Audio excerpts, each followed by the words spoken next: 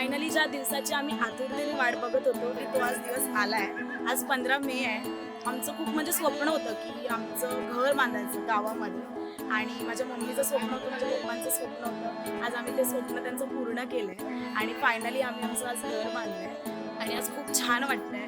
आजचा दिवस पण आमच्यासाठी खूप स्पेशल आहे आणि खूप छान वाटतंय आज. घर हे माझे आनंदाचे दाराशी सुरेख नक्षी जोडीत जाती मना मनाला नात्यांचे हळवे पक्षी दाराशी सुरेख नक्षी. ह्या घराचं आमचं स्वप्न बऱ्याच वर्षापासून होतं आणि त्याप्रमाणे नियोजन केलं आम्ही, मुलांनी वगैरे सर्वांनी आम्हाला चांगलं सहकार्य केलं. या घरासाठी खूप मेहनत लागली कारण इकडे पलीकडे आमच्याकडे रस्ता नाही आहे आणि रस्ता नसल्यामुळं वाहतूक हा मोठा प्रश्न निर्माण झाला. छोटीशी गाडी आपली स्वतःची होती ती आणि थोडं सामान आणून हे घर पूर्ण केलं. जवळजवळ 6 महिन्यात हे घर रंगोटी करून आज तयार झालेलं तुम्हाला दिसतं.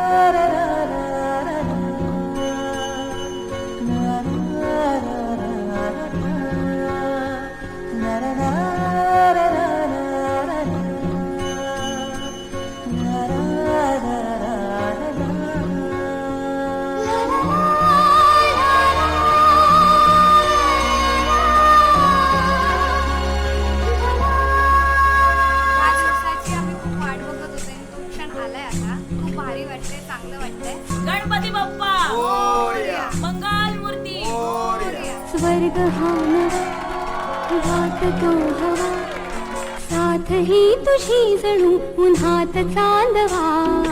स्वर्ग हा नवा घात तो हवा साथ ही तुझी जणू उन्हात चांदवा. ऐक साजण या खुळ्या क्षणी वेड लावतो जीवा तुझाच गोडवा. स्वर्ग हा नवा. हे घर चालू करत असताना आर्थिकदृष्ट्या म्हणा बऱ्यापैकी अशी मला मदत माझ्या पत्नीने माझ्या मुलीने सर्वांनी केली. त्याबद्दल बोलावं तितकं थोडं आहे. अशी मदत प्रत्येकाला मिळो यापुढे. प्रत्येकाच्या नशिबामध्ये ज्यांचे मुली आहेत त्याने आदर्श घ्यावा या गोष्टीचा की मुलीसुद्धा बरंच काय करू शकतात. चिमणे घरटे सजले साजरे बने सुख हे फुलले आजरे. भरले घर हे आनंदाने मन हे गाते गीत तुझे ऐकला.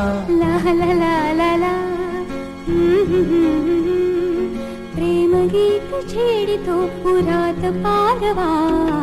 ऐक साजणी या खुळ्या क्षणी वेड लावतो जीवा तुझाच गोडवा. स्वर्ग हा नवा.